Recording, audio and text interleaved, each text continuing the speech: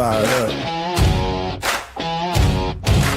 Big board ready phones all lit. Miami mine on that perfect fit. Pick by pick, we're cutting through the smoke. We're talking future with every quote. Bobby bringing that bold hot take. Josh with the stats to keep it straight. Coach breaking down every twist and turn. Chalk on the board while the cameras burn. On the clock, Fins talk. Let the war room rock. Hey, Bobby, Josh, and Coach where the Fins fans flock. From the first big call to the final spot. On the clock, Fins talk. Dolphins draft. Fins talk. Dolphins draft. Can't stop. Oh, can't stop. Trade up, trade back. What's the move?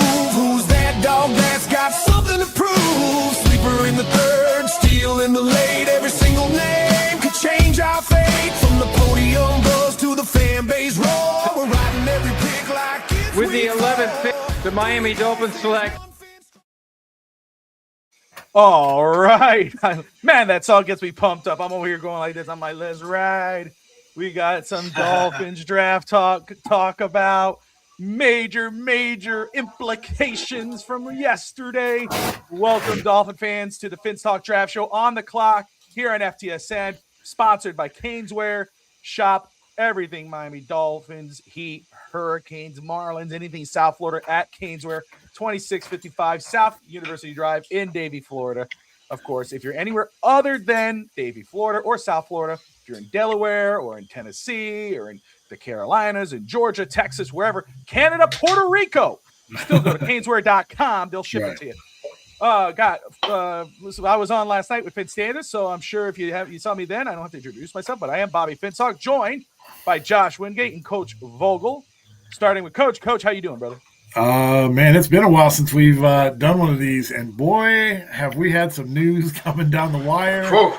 The last couple days, tonight, right before right before the show, we had some news coming in. Not Dolphins, but draft related for sure. Josh Wingate breaking news. Yep. Yeah, my goodness, Josh. First up, how are you? And then what's the news? Yeah, I'm doing great. Got a lot of time on my hands now the cheer's over. So happy cheer's over. But the news that broke right before we went live was Ravens backed out of the Raiders trade for Max Crosby. So that's cool. As a Cowboys fan, I'm excited for that. Jimmy's licking his chops, getting ready to write that. But the question is, why? I think, Bobby, that was your first question. Why did this happen? Wasn't there didn't he just have a medical surgery or something recently, I thought? Think he might have. Yeah, I thought there was some kind of medical issue. After the season, or BPA or BTA, best available player, or best player available, or best trade available. What's up to Adrian of the Rainy Day Podcast? Shout out to Adrian. That's right. So Max Crosby, who was the agreed trade was to the Baltimore Ravens from the Raiders. The Raiders have the Ravens backed out of that deal. I didn't know. I mean, what happened? Is it the Ravens? Do the Ravens have another offer? There's something going on there. We're going to have to follow up. The Raiders say no comment at this time. So very interesting. And of course, Josh, as our resident Cowboys fan, is looking at his chops because he'll wait a minute. Could there be a play here for the Dallas Cowboys? It has to be medical, right? Like, that's the only way you're backing out of it. That's the only thing I can think of. I don't know. Here we go. Right here. Miami Sports says he failed his physical. Interesting. Okay, I didn't see the news because it just came through. Maybe he wants to be a Raider for life. The news that just popped to me as a Miami sports fan is right now in the Miami Heat. The first quarter of the Wizards game, Bam Adebayo, first quarter just ended, 31 points in the first quarter. Coach, that's insane. That's sick. Points. That is sick. I don't know if I've scored 31 points my whole life. I did it in NBA 2K, brother. Yeah. Hey, Wilt, are we watching? Are we watching for a possible Wilt record to be broken? Maybe. We'll see. Well, yeah, here you go. Trade Adam Schefter trade off. Las Vegas had initially agreed to a trade the 5-time Pro Bowler for exchange of the 2026 and 27 first round picks. but it has been backed off. I don't see anything about a failed physical, but that makes way too much sense. So we'll go with that. Now, for us, we had some news. Before the season, the offseason started. After, especially, we got John Eric Sullivan and Halfley. It was a lot of connections of Malik Willis. Dolphins are going to go get Malik Willis. But when you saw the cap situation, you saw everything that was going down. You figured what's going to happen with Miami next year. No, he's not going to sign here. He's going to go somewhere else. He's going to get more money with Arizona. He's going to get more money here, there, go somewhere else, and whatever. So when the Tua news broke yesterday, Tua is finally going to get cut. They're going to be a post June 1st designation, so they'll stretch the hit. It'll be a 2-year hit, bigger hit, two big hits, but still a hit. Not as bad as 99 all in 1 year. Right. But I wasn't expecting much yesterday. Maybe some small signings, kind of like today. They signed Zane Gonzalez to a 1-year deal, the kicker today. But no, I'm sitting there at work, see the Tua news come through, saw the Minka Fitzpatrick news come through. Okay. I see some people are alive. I'm like, cool. I'll stay up to date on what they're doing. Hopefully something happens. And also, one of my coworkers comes up, Josh Mabry of the Ruckus Entertainment podcast channel, comes up and hits Bobby. You see the news? Like, yeah, I'm thinking Tua. I'm like, yeah, dude is old. Like, happened this morning. No, Malik Willis signed with the Dolphins. I said, get the f out of here. I said it out loud in my office. Dude, I'm serious. I said, are you serious? So I had to get up and look, and it broke. Yeah. It came down, and it was a 3-year, 65. Let's pull this up for a sec. Yeah, $67.5 million deal. So, which if you look at the numbers and you see how it came out, it cannot get any more kind of quote unquote team friendly type of deal, especially in the situation that Miami's in. Let's break this down here. It's $67.5 million 3-year deal, $22.5 million signing bonus, a $1.25 million salary guaranteed for this coming year, coach. 21.5 next year, fully guaranteed. 28, there'll be a $2 million March roster bonus. Then a 2028 salary of $20.5 million, $45 million over the 2 years for Miami's new QB. So, a young guy who is familiar to. Yes, I texted Sammy. He working. I texted him. I was like, dude, who broke the news to Sammy? But the familiarity with the coach, the familiarity with the front office, their familiarity with them, or their familiarity with him, seeing him every day, watching him in practice, seeing him work with the backup, seeing what he did when he did have time to start. That's why I have no issue with this. My issue was how the heck we would get this done. They got it done. I don't think this is a bad move whatsoever. I think we could all talk about his field play, but what stands out to me, which is going to matter more, is the field. What stands out to me always, Josh, one thing you and I always discuss, besides on the field, was his character. Yeah, this kid is a high character kid. He's a hard worker. When Pat McAfee was on Pat McAfee last night or yesterday afternoon, he was training. He was working out. Off the field. He just came off the field. This guy, he's not taking no leisure time. He just signed his biggest contract of his life. Yeah. This is probably his future on the line here to be a starter. This is his time now to prove that he could be a starter after what happened in Tennessee, and he's busting his ass. So yeah, you talk about. I know what type of person. You talk about. Oh, go ahead. No, I'm sorry, Coach. I'll let you follow up. You talk about a good dude, right? But you also talk about a hard worker, one who puts in the work. And you've seen what happened in Tennessee. He could have easily been comfortable being a third stringer, a backup, and just let everything go and not give a damn. Excuse me. No, he goes. Sorry, he puts in the work in Green Bay. Yeah, I'm run FTS. Now what I'm explaining, but don't make me feel like a bad kid. I felt like a bad kid for a second. The work he puts in, the attitude, and then what they saw in him to believe in him to go, hey, we're starting this new foundation. We're starting this new era in Miami Dolphins football. He's gonna be the guy to lead it in the quarterback's room. This is who we want. And that's why I like this move, not just because of how I feel about Malik Willis, and what I believe he can do, but also because what the Dolphins, in regards to front office brass, believe in. They made sure it was a point to go get him. They didn't have to. They could have said, "Hey, we're gonna just bite the bullet, go in with a low tier roster with Quinn Ewers and maybe some rookie, and we'll just ride the train." No, they're like, I don't care what we do this next year. We need to make sure we have this kid on our roster. We want him setting the tone. That's what this is. This is a setting the tone move for the Miami Dolphins. They personally chose him to lead this new journey with Miami. Coach, go ahead and follow up, and then Josh right after. Yeah, I was just gonna say we talk about the high character of Malik Willis. It's the soon to be famous video of him at the combine. Yes, the homeless guy on the street, and he's somebody's got a video of him giving away his combine gear, to the homeless guy who's got his bag open, just handing stuff out, like, that you just, and then you watch the tape, and it's everything that Tua's not, right? He's mobile. He can get in the pocket. He can get out of the pocket. He's got a lively arm. He can escape if he needs to escape. He can run. And he's not concussion prone yet. So, the other thing is, Hafley going against him the last 2 years with the starting defense out here, and him running the scout team defense. I'm sorry, the scout team offense against the number one defense. Hafley saw it every day. We got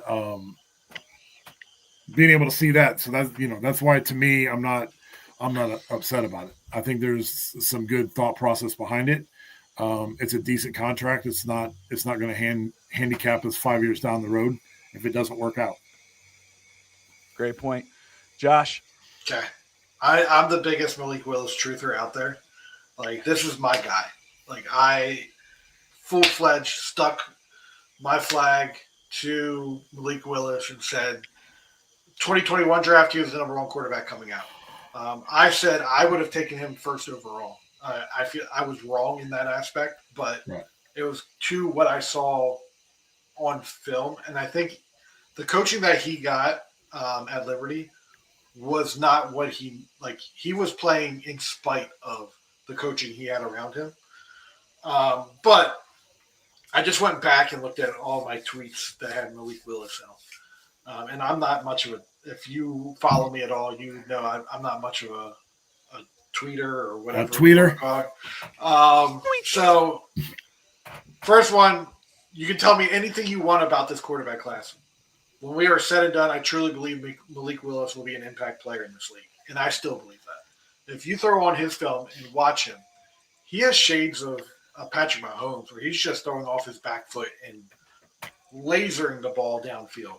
This guy is going to be fun to watch. He makes things happen, one off platform. When things break down, he's able to distribute the ball with a flick of the wrist, and he has a huge arm, something that Miami fans are going to be like, what the heck is this? Yeah. This guy has like cannon, and he can make things happen with his legs. I am excited to see what he can do, but I really do believe that he's going to be an impact player in this league. And where else than Miami, where there's an opportunity for him to do that? Let me ask you this, Josh, starting with you, and then Coach, you can follow right up. But because I'm thinking all right, we'll see, the three guys right now, you're thinking about it. You know what he can do in the ground game. You know what he can do with his legs. You know what he can do with his arm. The ceiling, or the upside of that. But you pair him with a Devon H, and you pair him with a Jalen Waddle, right? That is very, very freaking intriguing. You think about that offense. There's still work to be done, but those three guys alone, I mean, holy crap! You start to salivate like you're looking at a T-bone steak. Gets me excited, man. What I mean? So, but let me ask you, Josh. We'll start with you. Because we've been following up with this draft. Life gets in the way, whatever, with the scouting, whatever. But watching enough of this with the draft, good night. Watching this much with the draft, it's all good. Is that now this Malik Willis move comes in?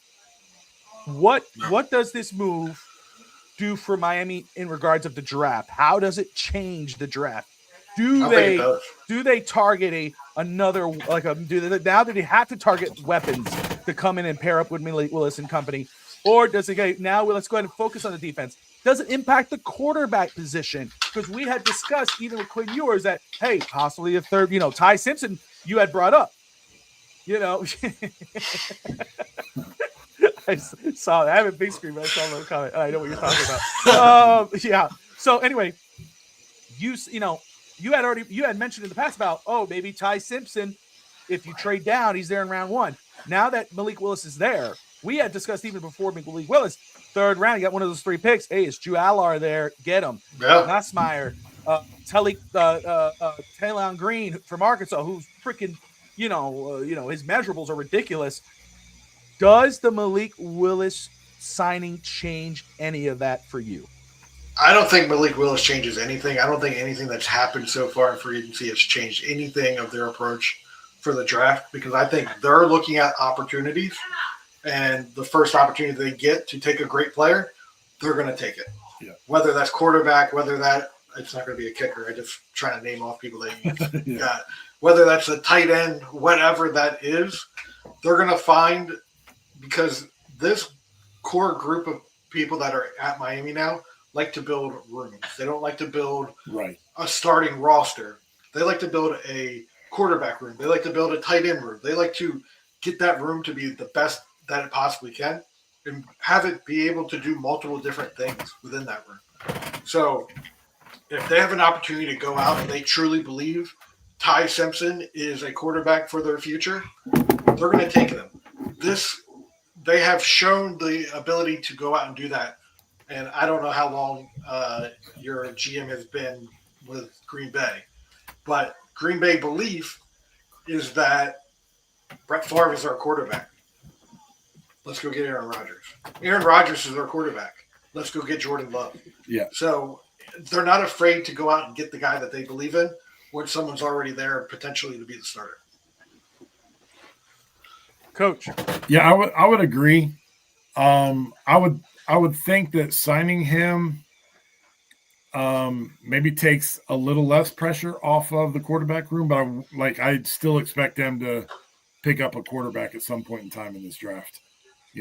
Like Josh was saying, the competition all around, and every room's going to be competitive, and best man win.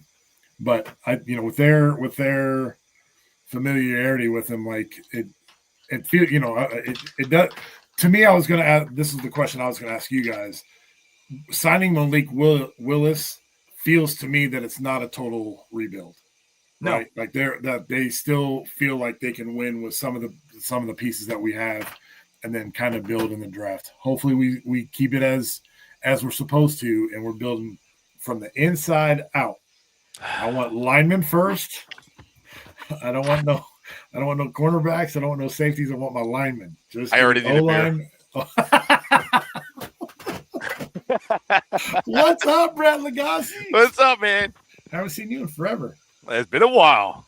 I see you all over TikTok, though. Yeah. Inspirational videos, man. He gets me all hyped up. I know, right? Like, man, hang on now. Coach. Life coach. Brett Lagasse joining us, of course, of Overtime. They wanted to come on here, talk some draft, talk Malik Willis signing that 3-year deal. But so very quick, we'll get Brett in here to get his reaction on Malik Willis. He was just on Real Talk Finch Talk with Steve Malloy and Rob of Dolphins Thirsty. But just to carry on your point, Coach, and that original question, I agree. I think this takes the necessity, or kind of that little bit of pressure. Hey, should we get a guy like if Ty Simpson was there at 11? That discussion that maybe was going to be had for him. That helped. Yeah, that absolutely takes the pressure up. Now they don't have to worry about that. Right. Now they could go ahead and move back. But if in the 3rd round, if Allar's there or whatever, I don't think it eliminates that discussion. If they're there and they're up on their board, you're not going to. I know somebody said yesterday, oh, well, we have so many needs, we shouldn't worry about quarterback. If there's a guy higher up on your board, I'm not going to get a guy that I think is going to be, not even a special teamer or whatever. I'm going to get the special team over a guy who could possibly start. Remember what John Eric Sullivan said. We're going to create competition in the room. We're going to draft every year or every other year. And if we hit on a guy, if we hit on 2 guys, then the second guy will be trade value. I think that's just the Now, they may not draft anybody this year because maybe they don't see the person they want to get. I know they've met with Carson Beck. I didn't see any other quarterback name that's been mentioned, but I know obviously eyes are on Talon Green, and then we'll see how that plays out. But no, I don't think this signing at all eliminates the idea of a quarterback in the coming draft. But I think when you look at it and you go, hey, okay, unless something crazy happened, Jalen Waddle, Devon Achane, Malik Willis, that looks really nice, but you need more. You need more. So I think that where it comes into play, because if you have that guy sitting there at 11 and you're like, hey man, now imagine this guy with those three guys, and okay, double dip at wide receiver in this draft. I think that's in play, because there's a lot of good ones in this draft that you could get in the third or after the top 100. You got some decent wide receivers.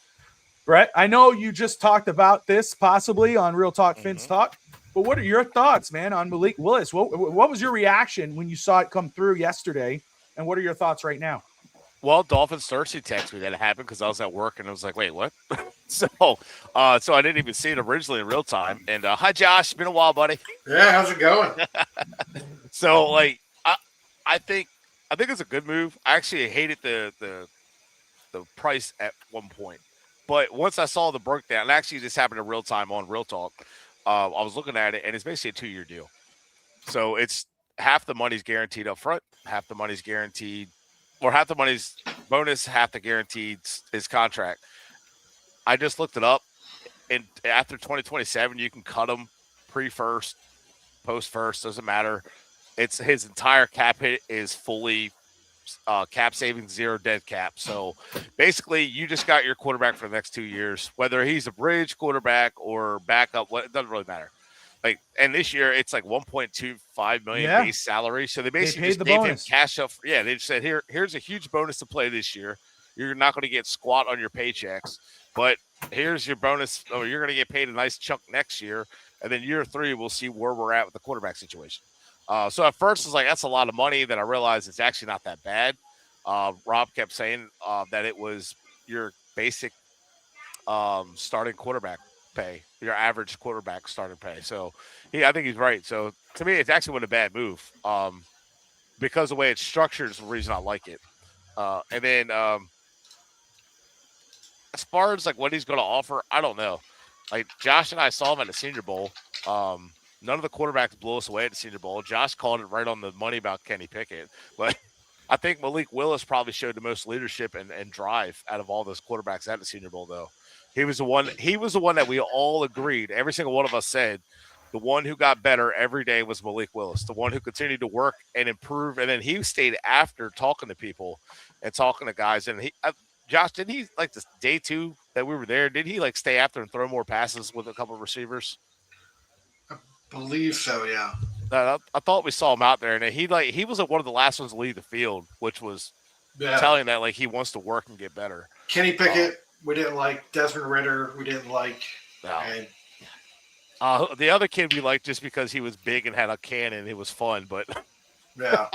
But yeah, Malik Willis, I thought was probably the best guy at that Senior Bowl, and I know it wasn't a very strong class, but I did like his work ethic, seeing him drive and trying to get better, and then seeing him improve day to day. That was kind of cool because he struggled day 1, comes back day 2, shakes it off, comes back day 3. Then you see he goes to Green Bay after Tennessee, and he does well in a good system. Is he going to be Matt Flynn? I mean, so you guys, Bobby, you mentioned, doesn't stop us from drafting the quarterback. Well, the Seahawks had Tavares Jackson year 1, Matt Flynn the next year, and they still drafted Russell Wilson the same year they signed Matt Flynn. That's right. So these guys are not afraid to draft quarterbacks. So I don't where they draft one. I don't know. Is it late first? Is it second, third, fourth? I don't know. But they are gonna. I think they'll still draft one this year. Let me ask you this, Brett. I don't know.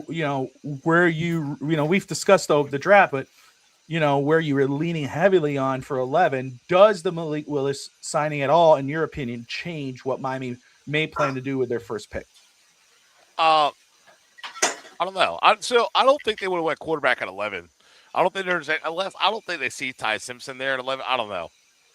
If they're that high on Ty Simpson, they feel like he's their quarterback. I don't see this deterring them drafting him. But I can't say that they would look at Ty Simpson and look at a 2027 pool and say, yeah, we need to get Ty Simpson. You know what I mean? I don't know. I got to say something to that. Last year, the 2025 draft, everyone kept saying the 2026 draft. Yeah. You got to go get the quarterbacks it's going to be the True. same thing That's every true. year. Yeah. The next draft is always the better draft. Yeah. So like, but I don't know dog. that you look at this draft and say I gotta have Ty Simpson. I don't know. Although he does have a lot of traits that fit this system. Hey, I don't know. I have to watch him more, but his last game against Miami scared me. It scared me so bad. Or not against Miami, against Indiana. That scared me the way he played. Indiana, Like, oh God, he was scared. Yeah. Now, Bobby, you mentioned Achane as a possibility of like something here. I just brought this up. There's a possibility of Miami saving close to $6 million if they were to trade Achane. And they need to be cap compliant by tomorrow. They're at negative $6 million according to Spot Rack. If Spot Rack is correct, Achane alone in a trade, you can get a pick. I said a 2027 pick because you could probably get a higher pick next year than this year, and you don't have to have the cap for that player this year. You get a higher pick next year, trade Achane, and there's a chunk of your cap to be cap compliant, and you only have to make a couple of the moves. So that's just an idea, concept I thought of that is very realistic. So I saw Achane was mentioned, and he's in his final year of his contract, so you either got to pay him, which actually I wanted to say if you pay him now, extend him now, you might open his cap up from this year.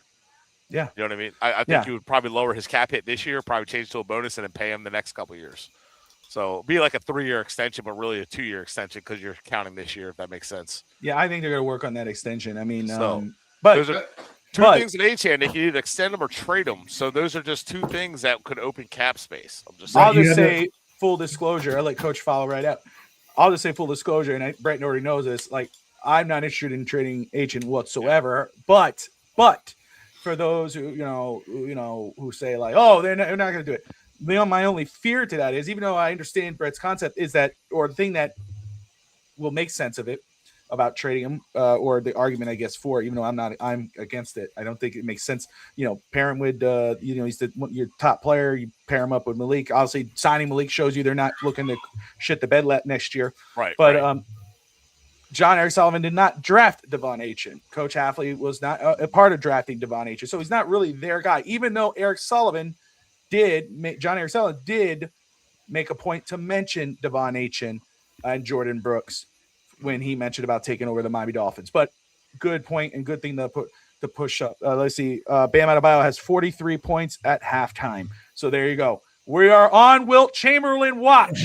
If you're a Miami Heat fan, we are waiting, brother. He's a record 31 points in the first quarter. I'm sorry, Bobby. I'm drinking some beer, and it's just I haven't even finished my first beer. And did you say Bam has 43 points as in Bam Adebayo? Wow. Adebayo. Mr. Defense was That's allergic right, to man. offense He is forever. on fire. God, Coach, man, what was your point? That's crazy. I was just going to ask, Brett, you said that they have to be compliant by tomorrow. Is that what you said? Yeah, that's what I understand, yeah. So tomorrow we could see some action tomorrow too. Yeah. One way or the other. And something I'm hearing inside. End of day, right? It's 12 noon. Okay. Yeah, That'd be compliant by. But from what I've heard, like in the rumblings of like Dallas Twitter, is that, hey, Jordan Brooks could be up for trade. So I looked that up, but Jordan Brooks actually hurts the cap. Tyrell Dodson opens $3 million.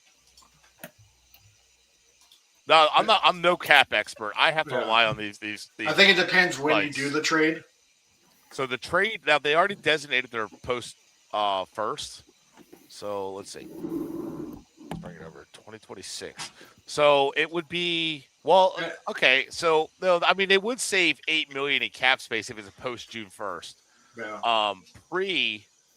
Whether it's trade or cut, doesn't matter. It saves you $2.6 million. And as well, you guys still put Tua to a post June, correct? Yeah. Yes, Tua and Chubb, I think, are post June. So technically, does that money come off and hit tomorrow? Comes off in June. Okay, so you guys shouldn't technically be over the cap then, right? Yeah, I don't know how that works. Like they're negative $6 million right now, but I guess after. So yeah, I don't know how it works. I think like on the books, you guys have plenty of money, but then once that hits for him being cut post June 1st, yeah, going to be right. You guys have to be compliant for that. Yeah, and the Dolphins are like -6. Then you got the Ravens. Miami's actually 28th in cap space with -6, Yeah. which is wild to me. So talk about a trade that did happen yesterday, which was not surprising that this particular player got moved. It was where he got moved to and what you got for him. And that's Minka Fitzpatrick. Minka Fitzpatrick traded to the New York Jets for a 7th round pick. And of course, he signs that 3-year extension with New York. Coach, I'll start with you, and then Brett follow up, and then Josh, with your outside perspective. Coach, what are your thoughts when you saw this come through? I mean, I'm not surprised at all. I figure John Eric Sullivan has done, a masterful job of getting rid of the people that aren't his, and it doesn't surprise me to see him get moved. I was a little surprised that it was only for a 7th, but then they said something about it freeing up some money somewhere. I'm not good with money at all, so I don't know the money issue of it all, but it doesn't surprise me to see him moved. Yeah, that was cap space for Willis. That's what I think too. But Brett, your thoughts? Yeah, I'm not surprised that he was moved. I feel like we knew that was going to happen. I feel like he was clearly one of the guys that was a candidate to get moved to save money, save $6 million in cap space. So yeah, we still got dead hit, but that was a nice move to open up space. So I'm not surprised. A little surprised they only got a 7th. I figured a day 3, but I thought maybe they could have squeezed a 4th or 5th. With how that went with the money situation, but I think the biggest surprise for me though is more of Minka going to the Jets, because trading him for a 7th is pretty much just cutting him all the same. Yep, you're getting something besides cutting him. Yep, I agree. Right, so you get a little something, maybe get a kicker out of it. Who knows? So at least you save $6 million cap space. That's all I'm looking at. He'll help the Jets secondary, but I mean he's not like this irreplaceable elite player. He had 1 interception last year. They had 0. So there's a boost there for there's them. an immediate upgrade. Upgrade. I'm going to say 100% improvement. That 100%. I'm going to say that's the again, I thought it would be a little higher. I thought like 5th round was going to be the highest or the lowest you'd get with him. So the 7th round surprised me, but I get it. I'm with you, Brett. It's more like just a cut. They were just moving on. That was it. This show, they just wanted to free up the books. They didn't care. Yeah. The Jets part is the one that was like, that's disgusting. Ew. But whatever, I'll take his 1 interception over there. That's all right. Josh, your thoughts on this move? Yeah, like most likely what happened is Jets were the only one to offer them value. So they took it instead of just outright cutting them. They took the 7th. So there you go. Yeah, Josh is probably right. A lot of teams probably weren't going to offer anything. No. And they weren't going to pay the same money. Going into the draft, we're going to spotlight the linebackers room here. We got 3 players we're going to discuss. Of course, Brett is joining us, special guest here on the Fins Talk Draft Show on the clock. But, let's take a look at some of these names here. Not everyone could have been fit, but some main names, of course, you got Sonny Styles, who, blew up at the combine, was already, fun on film to watch, very fast player. Josh really loves him. We found out before the show. We'll let him get in on that. Jacob Rodriguez out of Texas Tech. Alvaro Reese, who could play at edge. CJ Allen out of Georgia. A lot of people have him as the 3rd best linebacker. Harry Perkins from LSU.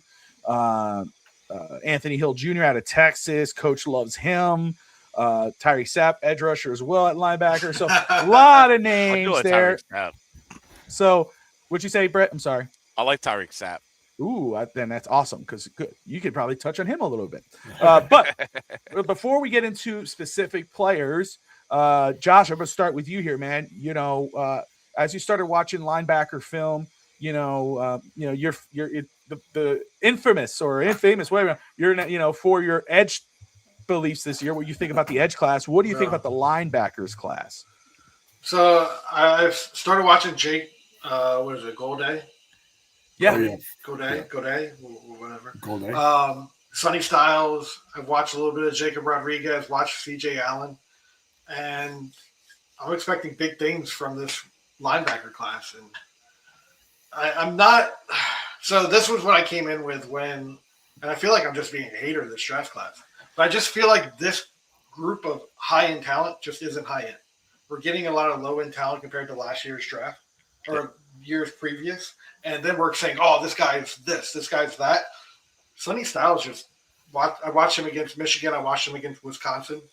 Like he's a good player. I gave him a late first round grade. But in my opinion, and Brett knows how big I was on this guy, I would take JOK the year he came out over Sonny Styles. And you could look at the frame, the body type, all of that. But I think overall, as a linebacker, like pure linebacker, JOK is a better linebacker than what Sonny Styles was. And JOK went late second. Sonny Styles is going to go top 5. And people are clamoring about him as this great linebacker. He's good. He's athletic. He can hit a hole, but he does get lost. He gets lost a lot inside the trash. And he doesn't shed very well. He's very inconsistent with that. But if you give him open space and a hole, he will knock your lights out. So, I don't know. That's just my one belief on Sonny Styles. Coach? I feel like a hater.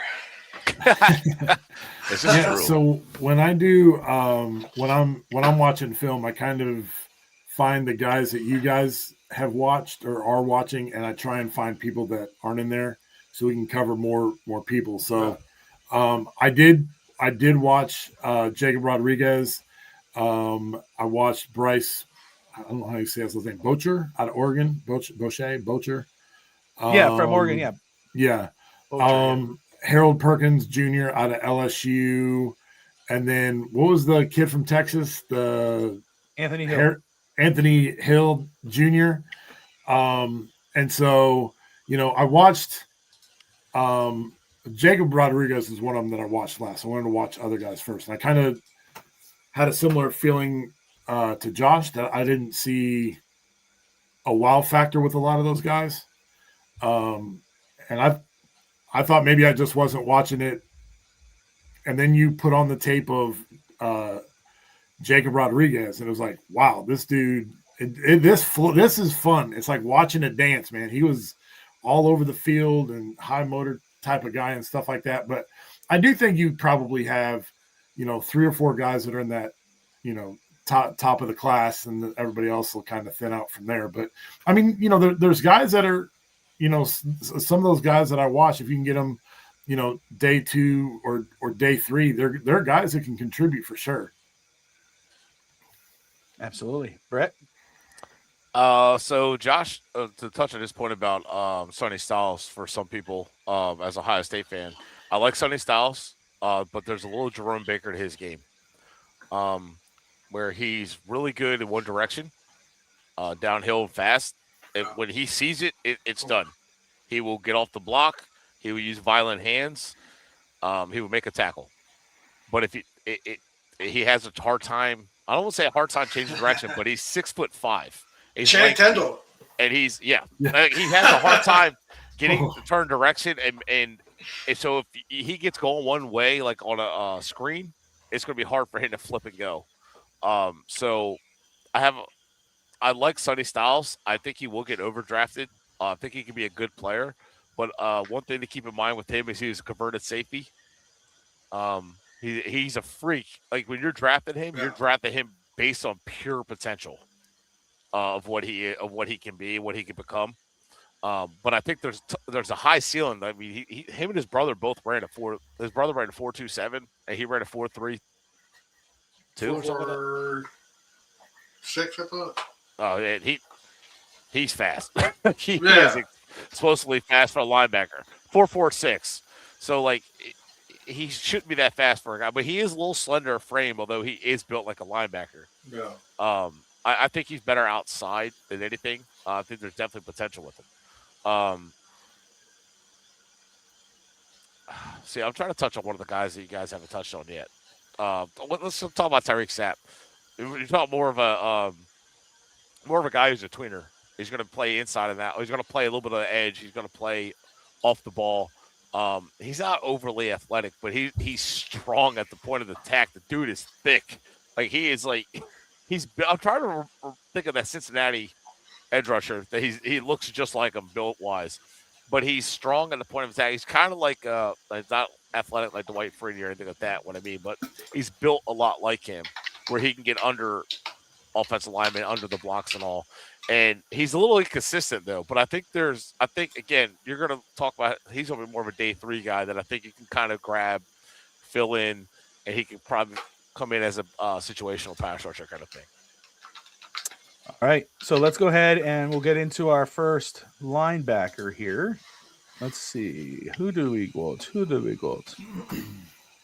Let's go. Let's talk about it because let's get into it for Coach because kind of hammered a little bit talking about it. But let's go ahead and discuss one of the eye-popping linebackers if you're watching film. And, he seems to be moving up boards to some. But Jacob Rodriguez out of Texas Tech, Coach. Talk to us. Yeah, I got Jacob Rodriguez, 6'1", about 235. And I have all this wonderful information, but I tried to keep it concise for people. When we talk about Texas Tech linebacker Jacob Rodriguez, a player that really jumps off the tape when you start breaking down the linebacker class. First thing that stands out is how fluid and precise he is with his movement. Rodriguez is extremely efficient. There's not a lot of wasted motion in his game. When he decides to come downhill, he goes with conviction. He's very smooth working north and south, and you'll see that especially when he's triggering toward the run. What I really like is how clean his blitz mechanics are. When he attacks a quarterback, it's usually one decisive movement. He'll use a nice dip and rip move to slip underneath tackles on the edge, and that allows him to penetrate without taking extra steps. He's also just as comfortable working laterally when he's redirecting east and west. Scraping across the formation, the change of direction looks natural and controlled. That helps him stay involved in plays even when they bounce outside. Rodriguez is also a very sure tackler, and the motor is always running. You consistently see him around the football. In coverage, he's a smart player, understands both zone and man responsibilities and concepts, and he shows the ability to cover tight ends and running backs while maintaining good leverage. The one area where he can run into trouble is dealing with bigger offensive linemen. At times he can get hung up when those larger blockers get their hands on him. But overall, you're looking at a very disciplined, high IQ linebacker who plays fast because he processes fast. And that's the type of linebacker that tends to find a role on Sundays. I like it. He ran a 4.57 in the combine and a 4.19 on the shuttle.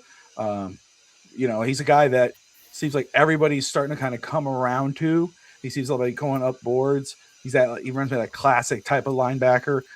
Josh, what do you think of Jacob Rodriguez? Yeah, I liked what I saw, but I felt like he was a little raw out there, just running around kind of. But he has a huge motor. Like he's literally just running around, hair on fire, just trying to make a play. And I like him, but again, just coming off, I just feel like the talent in this draft is just a step down to what years past have been. So I haven't graded him officially, but I think he's probably going to be somewhere like 3rd round for me if I was to put it on paper. Yeah. And I'll just say this too. I think Scotty just put something in the comments, and maybe I'm reading that wrong, but unless I am, then I'm agreeing with him.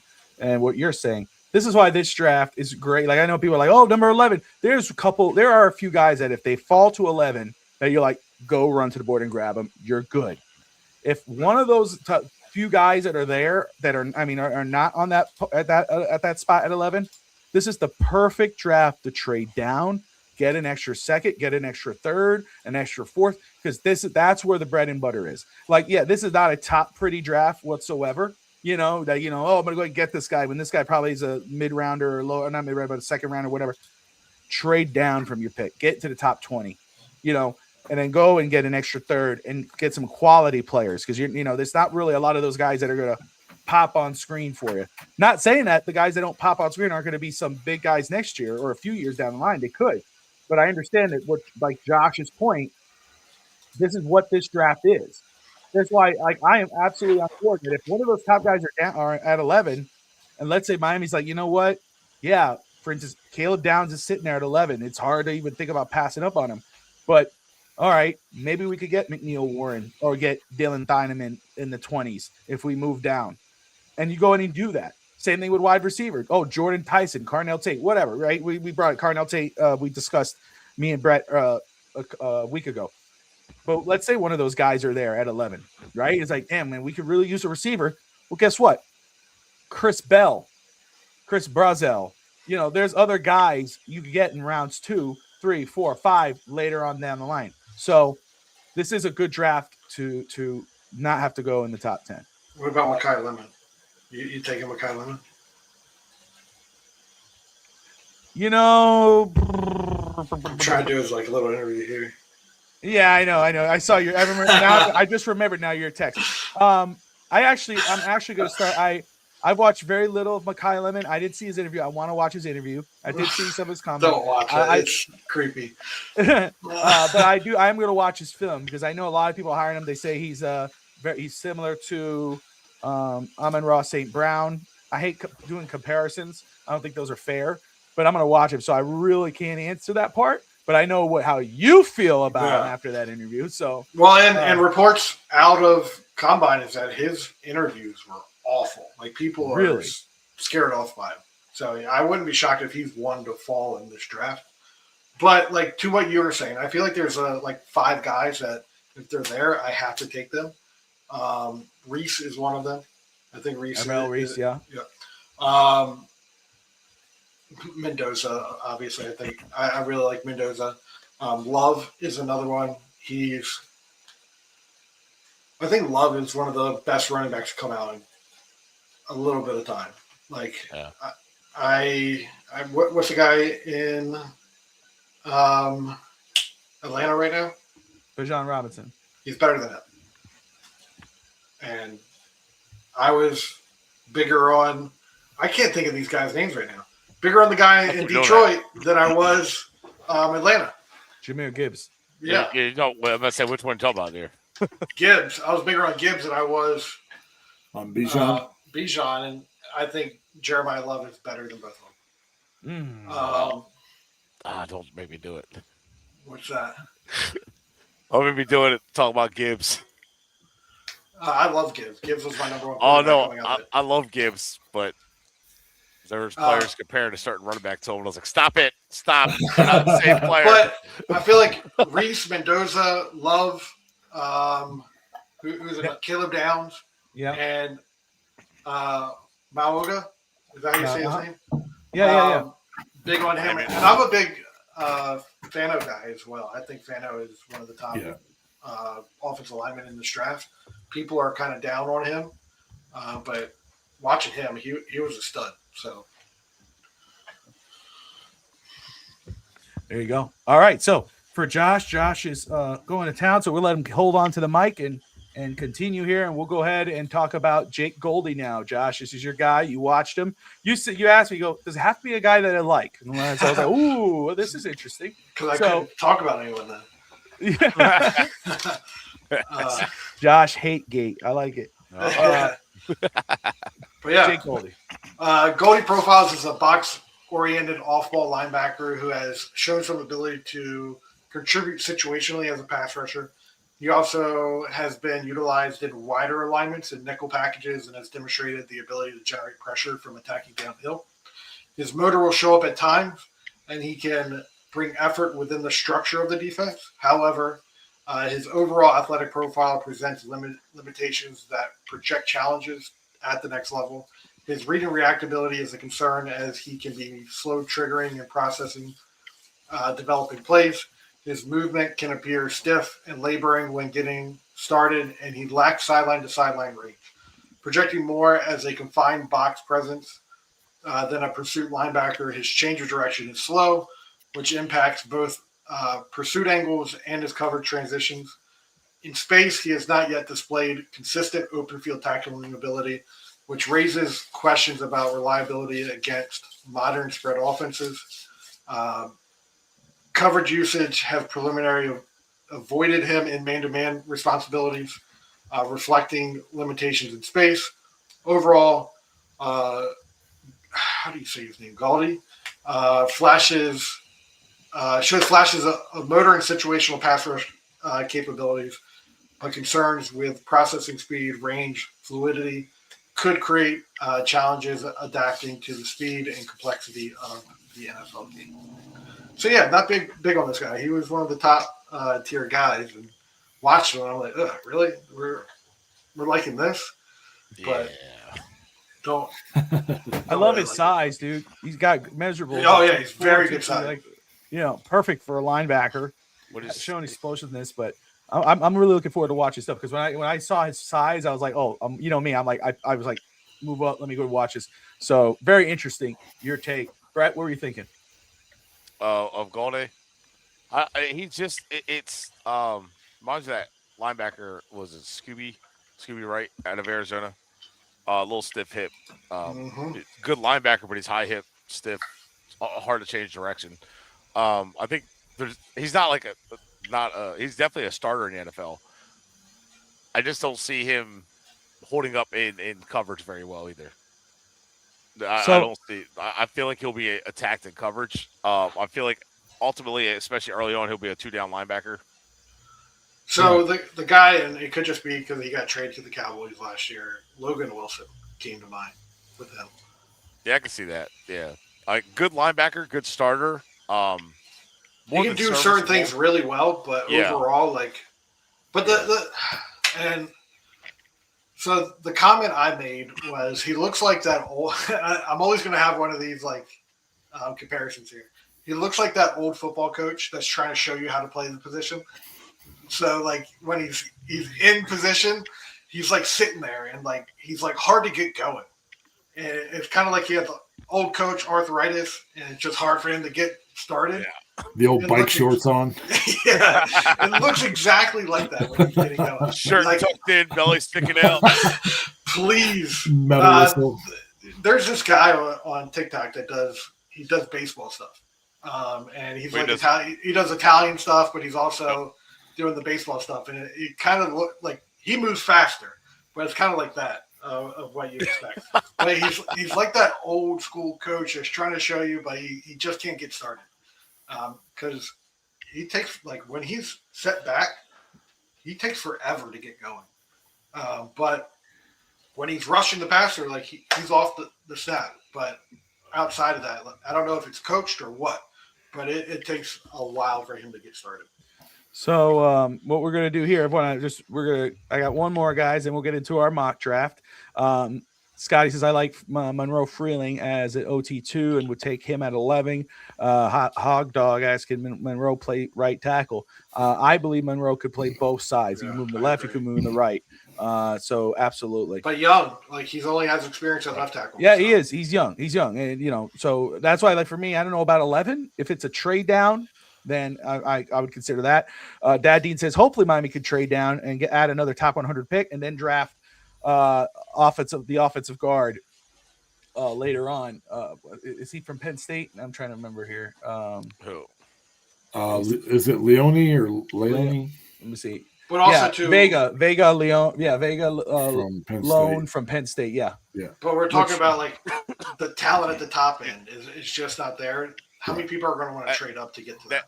Well, so that's why you're hoping for one of those guys to come. What down. I told Bobby, I think what's going to happen in this draft, I said it on Real Talk, and I think a lot of it is going to be pass rushers, some quarterbacks. There's going to be a couple quarterbacks, like 2. Then you're going to have pass rushers and offensive tackles are going to go high, and teams are going to trade up for them. I think quarterbacks are going to go. Yeah. So, I mean, that's going to – I think there's a possibility that teams are going to say that are close to say, I'm not going to worry about this draft. I'm going to come up and go get a guy that I know that I feel is good, and it's going to be an offensive tackle or an edge rusher. And that's how I see it, because this draft, I keep saying, your value is day 2 and 3, and it's a log jam of guys right there. And you're probably going to get guys in the 4th and 5th that are about the same level of talent that you found in the 2nd and 3rd. So, yeah, so that's going to be the biggest thing. This draft is not sexy at all. I've heard a lot of people say they have 7 first-round grades in this draft.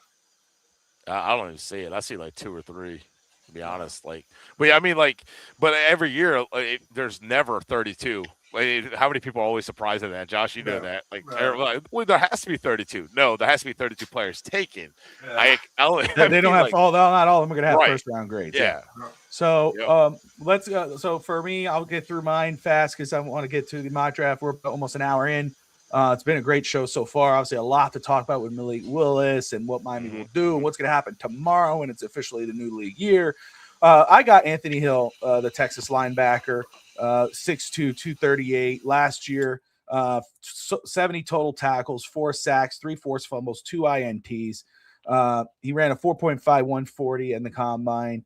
The 21 bench presses. For me, this big physical explosive linebacker. You talk about Sonny Styles not being side to side. This guy is side to side. One thing that I loved watching him, and Coach, I love to get your thoughts on the differences. But one thing I saw with him that really popped out to me was making the play on the ball, always knowing exactly where the ball was. That's something that I saw, whether it was a pass or a run. He followed right where the ball was and tried to make a play. Move sideline to sideline with ease, quick to process the play and find the ball, can drop in coverage and has fluid hips and awareness to match the patterns to stay on to running backs or tight ends. Some of my issues with him, he can be over aggressive. He misses key assignments and allowing big that he could be over aggressive, which causes key assignments and allowing big plays. Can face issues against quick receiving backs, tackles a little high, allowing extra yards after the catch, after the contact, can struggle blocks shedding, longer linemen lock onto him. I do like him. I think Coach's eye grades got mixed up. I think we've got officially it moved into a 4th round grade after our grades got mixed, which is fine. But I think that's perfect for him. I think he can go as high as a 3rd rounder depending on how it falls out. But yeah, I didn't see a 1st round. I don't see a 2nd round. There's a lot of things he has to work on. But I see someone who could be a rotational linebacker for you or for a starting defense come year 1. Coach? I think for me, the film that I watched, kind of those things that you were talking about, things that he needs to work on or that he struggles with, those things were really highlighted in some of the film that I was watching. Watching Rodriguez, I felt like he was very smooth. He knew where he wanted to go and got there. And Anthony Hill, I just felt like I felt like he was getting caught up in the wash a little more. Like he wasn't as fluid as I wanted him to be.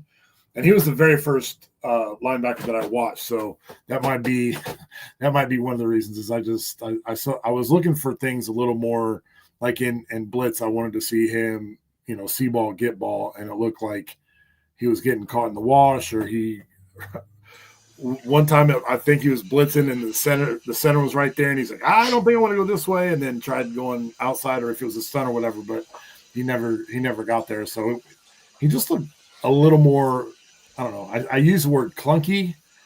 It's not really a good word to use in draft talk, but like I felt like those things that you were talking about that he needs to improve on kind of shown a little more in the film that I watched.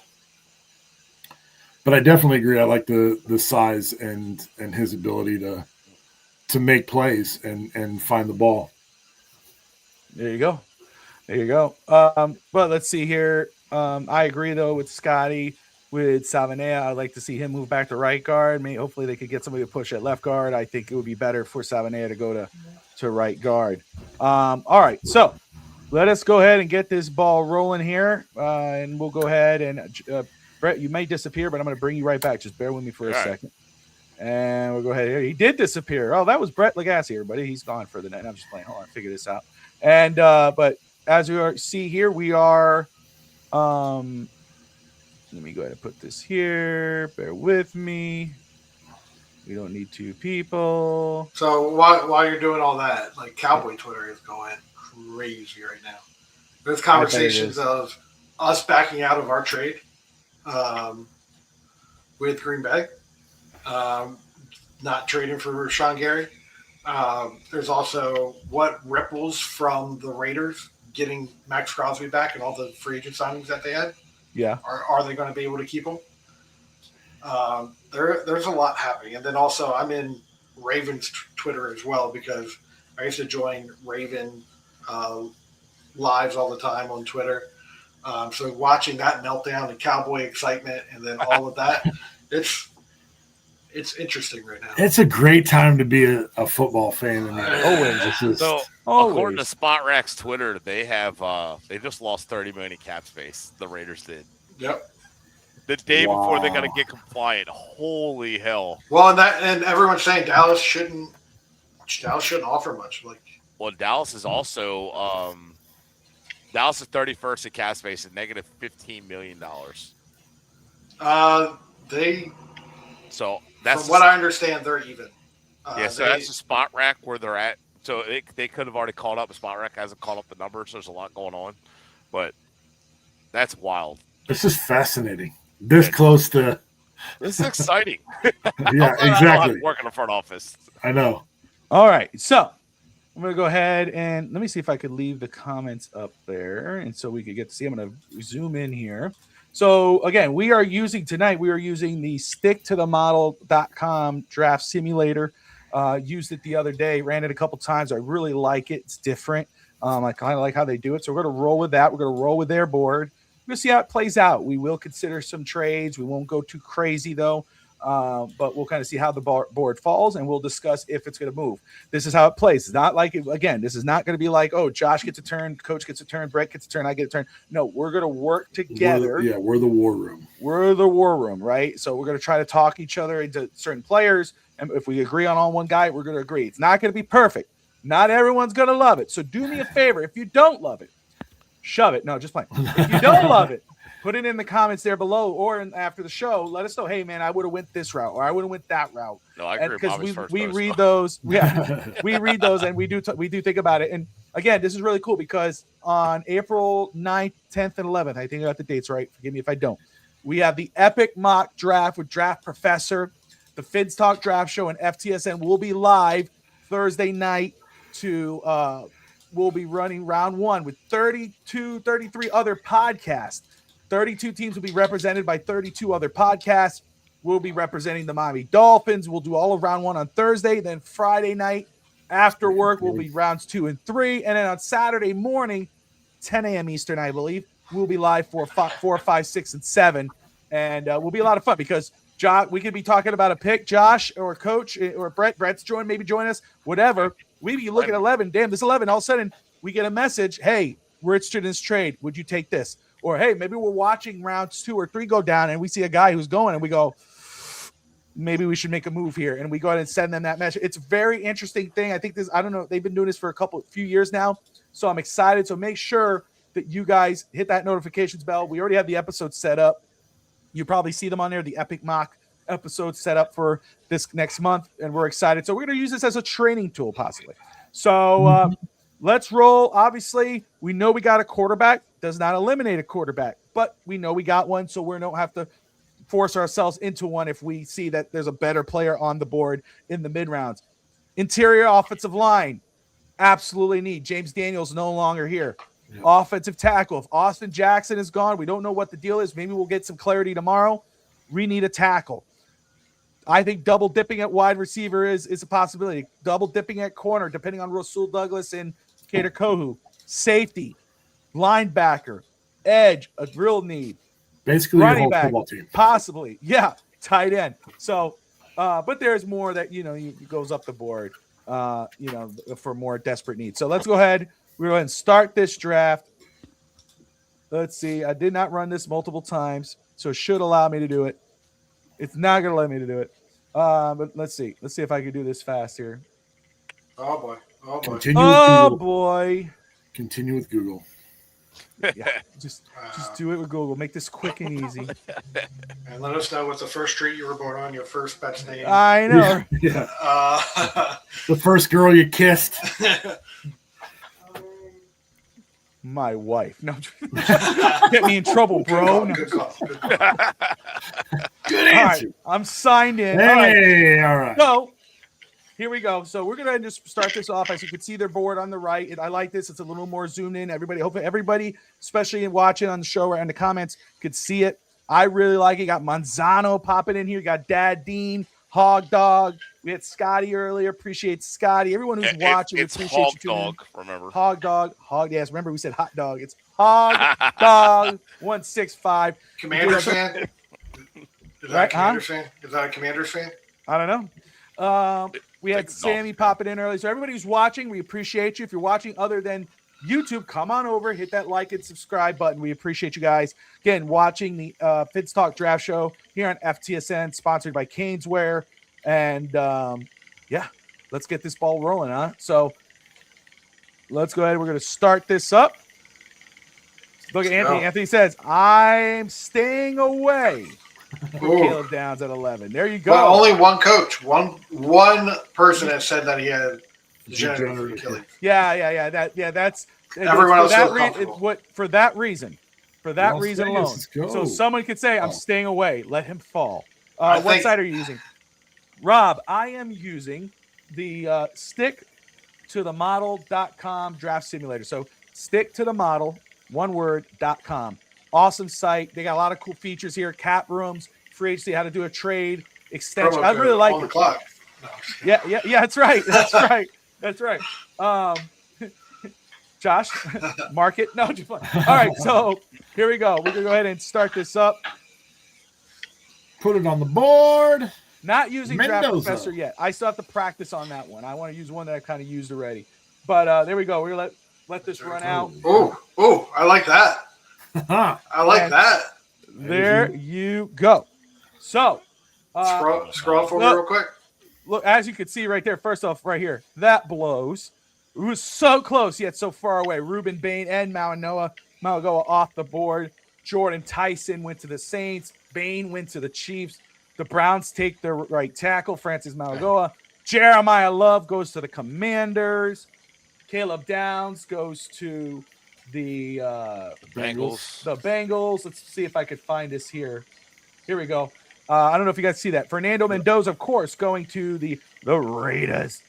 Oh, the Cowboys. I didn't see that. I was wondering why you were so happy. Cowboys move up to 2 and take Arvell Reese.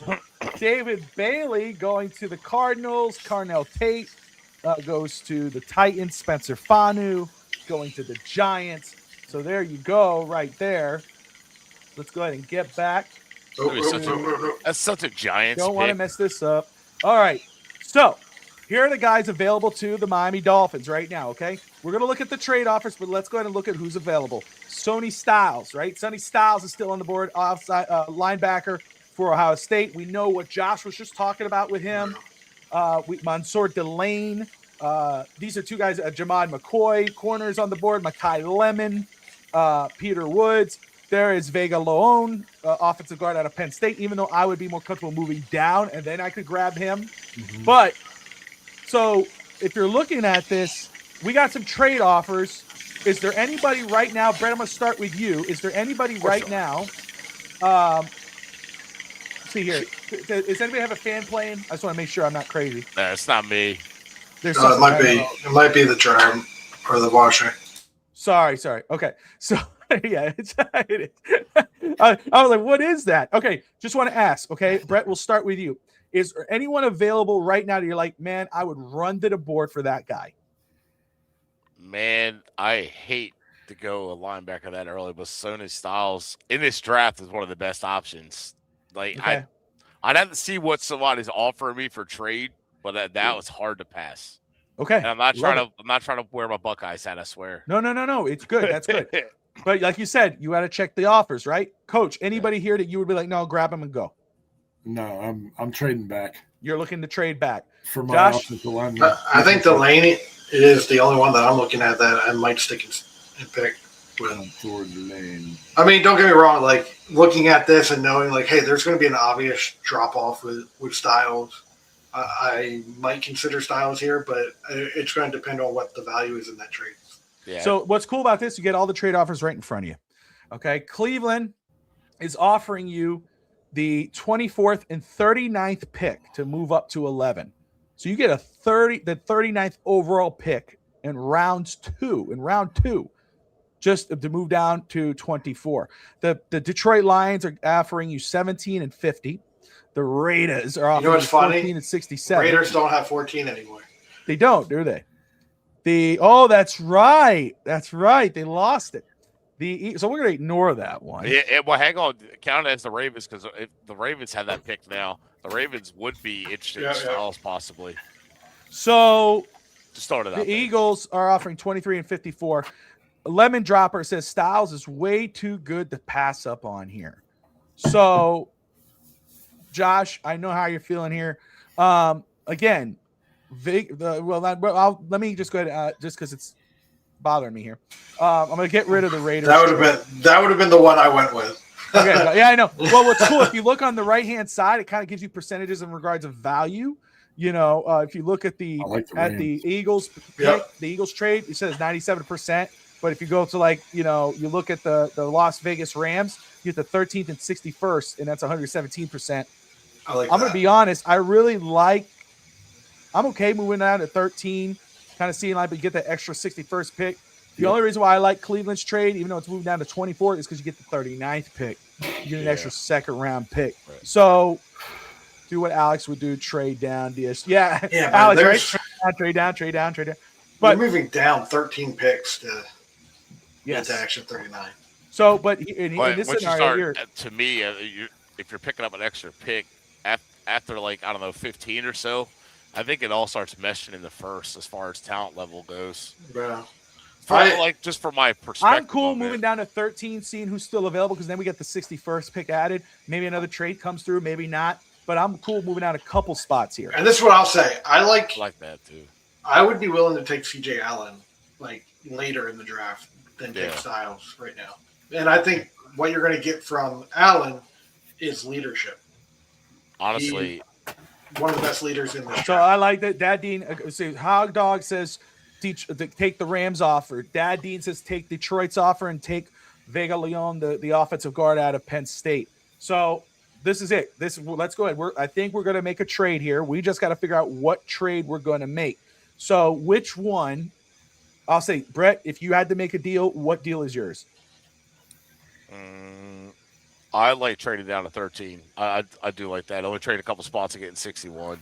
But the Detroit one, man, it's hard to pass up. I know that 50 is nice, but do I want to drop back 6 spots or just 2 spots and still have? Yeah. Actually, you know what? Because of who I might target there, I think I'd go with Detroit's. Honestly, who are you looking to target? Depending on who's available, but one of the corners if they're there. Yeah. Well, that's why for me, I'm just going to say again, what I love about the Cleveland offer is you get 39. But again, you're moving further back. For me, I would take the Rams offer because it's only 2 steps back. And you still get an extra. You get a 61st overall pick, and then you could still judge let me get best available player. But if there's another offer, you move a couple more spots down depending on what the field looks. Are we taking McCoy in the first round? I'm not sure about not McCoy if the lane is there. But how do you feel about his injury? Knowing that he just went to the combine and said he's not feeling comfortable after being what? That's the problem. Honestly, after watching him again, I'm a little nervous about taking him in the first all around. Anthony Manzano says he likes the Cleveland trade because he thinks we could get Jacob Rodriguez at 24 and later in the round 1, or CJ Allen, as Josh has brought up. But I think for me, I'm not against Detroit. I'm between the Rams. I'm with the Rams right now. That's me. I like Anthony Hill, but yes. Again, I don't think you go wrong. But like I said, possibly we get Mansour there, or we get Sonny Styles. So. Yeah. All right. Final answer, Brett. What do you think? Detroit or Rams? Rams. We'll move down to see where it's at. Yeah, okay. I like Rams. Okay. Let's go Rams. Easy enough.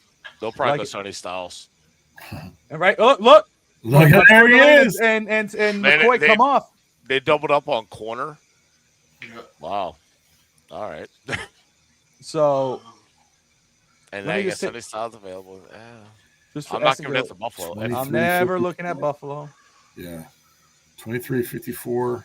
Or 1951. Yeah, well, can we get out of this and come back to it? Yeah. Hog Dog says trade again, which I'm cool with. But Carolina, I'm looking at. Again, if you stay at this pick, I mean, to me, I think a trade down is okay here because of who's still up on the board. You got Vega on there. You have Davion Terrell. Mm-hmm. Yeah, Ty Simpson on there. Safety. What do we got in safety? Thielman. Dad Dean says you got to take Sonny. You got to take Sonny Styles here. That's what Dad Dean is saying. And don't take me. Still got your guy. I mean, I'm one person not pounding the table for Sonny Styles. If someone loves Sonny Styles, pound the table for him. So I'm Convince me. I'm stuck because it's all fall linebacker. And I don't know that I want to spend the pick there because I still like. Do I like him that much more than Anthony Hill? Do I like him that much more than Josiah Trotter? Yeah, he's a projection. Like you're projecting him to be a linebacker and be able to do all the things, but right now it's not on film. Bobby and Coach are about to hate me for this one, but I'm not drafting Deion Jordan all over again in a draft that is very much like 2013. Yeah, I don't think he's Deion Jordan. No. Yeah, I don't think it's Deion Jordan. I love Deion Jordan coming out. Well, Deion Jordan was mentally. So I see so many conflicting comments, and I want to make sure I include everybody in there as much as I can. I do see one, don't trade down. Not realistic. I see trade down, get an extra pick. Trade down, get the extra pick. Trade down and hope the guy from Penn State is still sitting there. If I were to entertain a trade down again, and I think anything's realistic, it's if the offers are there. This is a mock draft simulator. It's going to be none of it's realistic. But I understand that point. Right now, if it was me, I would trade down to 19, and then I would stay put. I would get BPA at 19. That's what I would do. Carolina, because what is that? I can't see it. 19 and 51. Yeah. Could I sell you a quarterback? 54. So you trade down, you move down 6 spots versus, and then 51. And then do we have 50 and 51? Yeah. Could I sell you a quarterback? No. No. So where do we want, like Brett, you were saying, man, at 11, it's hard to pass on 11 on Sonny Styles. Now we're at 13. More than likely, he will not be there down to 19. More than likely. So look, there's another one. Keep trading down. Somebody says get Carolina. DSG says pass on 13 and be cursed. He's doing. You're only moving down 6 spots, and you're getting an extra second round. Let's do it all day. Tampa Bay is the spot for Sonny Styles, unless Carolina's trading up for him here. All right, are we going to do Carolina? Yeah. All right, here we go. Oh, there's Dad Dean. That's it. Don't trade. It's unrealistic. I said trade for 19 and get Leone. Yeah, it's not technically there it is. Let's hope. Let us hope. If I'm not trading out of here, my pick would be Ty Simpson here. There you go. I'm serious. Hey, I'm bigger on Ty Simpson than a lot of people. He's growing on me. Ty Simpson went to the Jets. He went to the Jets. Sonny Styles went to Tampa Bay. But Ty Simpson was the guy. Now we're at 19. We got a Nick's couple all extra over again. picks. Okay. Caleb Mamu is still there, but we don't know what's going on with Austin Jackson. CJ Allen's still on the board. Colton Hood on the board. And don't sleep on Colton Hood. I'm telling everybody. I know Jamon McCoy is the flavor of the month, even though we know the history. I know where we're going. I think I have an idea where we're going, especially with the comments. And I'm cool to do it. I'm cool to do it if the guys are cool to do it. Okay? Because the comments are heavily on Vega, Leon, Penn State guard. They're heavy on the guard. Okay? But for those on the screen, Josh, you're looking at who's available. Ty Simpson's off the board for you. Where are you leaning here? So I'm a big Lomu fan. Love him. Caleb Lamont, yeah. Yeah. CJ Allen, I think and that's the issue. Like, what does happen tomorrow? Do you trade your linebacker? Because if you need a leader of a defense, CJ Allen is that. Like, he was – they say he's a better leader than what Nakobe Dean was coming out of Georgia. And that's speaking volume. Yeah. So CJ Allen he could be that leader in the middle of your defense for years to come. And then Colton Hood is someone I'm looking at as well. So I'm just throwing this up here because somebody asked Robert Thomason, great to see you. He just says, what are the trade offers? He just wants to see them. So you get 19th pick, get the 29th. You get the 29th pick in the future, 22 in the future, or 35 in the future. So I think right now we are good where we are at this point. I think it's Joel. His name Joel said new QB best friend of the tight end. I don't think Malik Willis really utilizes tight end. But I think there's tight ends later on that we could grab to fill that. And I think they obviously got Greg Deluche coming back. But yes, a tight end. I know Kenyon Sadek is still there. Sure, we could keep him. But it says it's time to protect the quarterback. Draft Lone, the trenches. I know how you feel, Brett. I know how you feel. I'm just salivating over here. Do we want to roll? Let's do this. Let's make this fun here. Let us roll with the panel. Let us do this one time and see where it kind of plays out. How are we feeling? Hey, give me a name. Other you said C.J. Allen, Josh. Well, Coach, where are you going here? Yeah, I'm going offensive. I'm going O-line. I want to hear from going O-line. If I'm not going, so you're going with Vega. You're going with Leon. Yeah. Okay. I want to hear from the chat of like why the guard. Why the guard? Like I keep seeing them say, "Hey, get him." Either start like. Haven't watched them yet. I know Lolo. I love, but like, why this guard? I gotta minimize my screen. We see that you want Leon, but why do you want Leon other than protect our boy Malik? Like, what do you like about this guy? And I'm about to pull up his film right now. 6'4", 320, thick frame, strong lower body, natural interior size, excellent core strength and contact balance. Bobby, they said, powerful at the point of attack, prototypical guard size with 6'4", 320, generates leverage well, strikes upward with hands, and rolls his hips through contact. Strong drive blocker, good grip strength, and active feet help him stay locked in. Creates movement in the run game. Size and power allow him to wash defenders out of angle blocks. Heavy punch, tight hand placement, real pop on contact. Handles twist. Oh, my thing went down. Handles twist well. Cut snaps off stunts with force when recognizes them. Strong anchor versus power. Good inside hand usage and ability to sit down against the bull rushers. Some of my concerns: limited literal quickness, below average range as a move blocker. Crossing defenders can give him problems. Seems to get lost after the fact. We can lose track on stunts. Combo blocks need work, not fluid from block to block. Struggles with moving targets. Adjustments in space are inconsistent. Vulnerable to interior rushers. Can get beaten by tricky defensive tackles. Recovery ability is limited. Doesn't have the reactive quickness to fix mistakes mid-rep. My final grade. Let me see here. I'm going to find this here. Forgive me, guys. I had it. I've watched him, so that's why I wanted to pull that up. Yeah. Where is he? Offensive guard. Did he disappear? I have an early second round grade on him. Very early second round, high second round grade. Reason I haven't been hyping as the chat is about him is because he's a guard. Yeah. He's not a tackle in the NFL. If he's a good player, draft good player. That's yeah, that's my thing. And again, I would draft him, move him the left side, put Savannah on the right side, and I'm set.